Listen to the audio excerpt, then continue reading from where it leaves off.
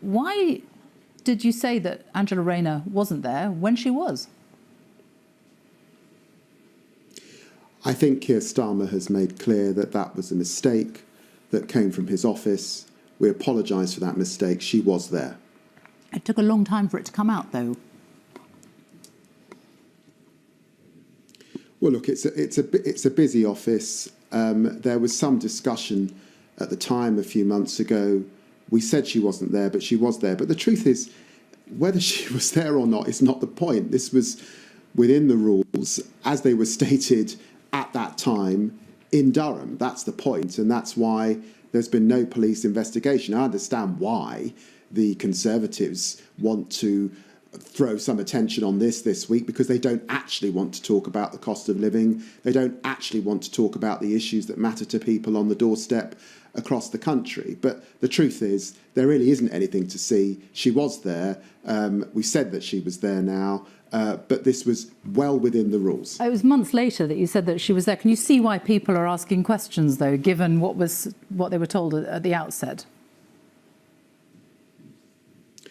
Well, Sophie, I can see why you want to ask these questions and not talk about the issues that people are raising on the doorstep. I was out in Wandsworth yesterday, in Hammersmith and Fulham. Nobody raised anything to do with Durham. I've got to be honest with you.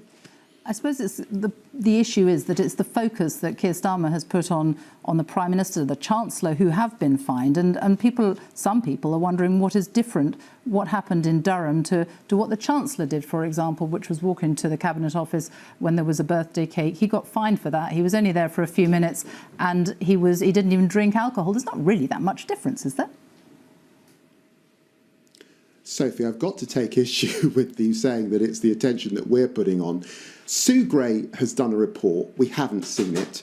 The police are investigating 16 parties, of which it's alleged the Prime Minister may have been at 6. We've had 50 fixed penalty notices. We've never had a Prime Minister that's accused of misleading Parliament. We've never had lying to Parliament. We've never had a Prime Minister that's broken the ministerial code. We've never had a Prime Minister that's effectively a criminal because he's received criminal sanction. Of course, that's a subject that is coming up on the doorstep, quite rightly, because everybody else followed the rules. Everybody else who couldn't go to visit their loved one in care homes, everybody else who couldn't go into a hospital, go to funerals, for all of those reasons, of course, this is an issue of much controversy. Angela Rayner said that if Keir Starmer had broken the law, he should resign. Do you agree? Well, he hasn't broken the law. I mean, but if he had? You know, I don't know if you've looked at the rules, Sophie.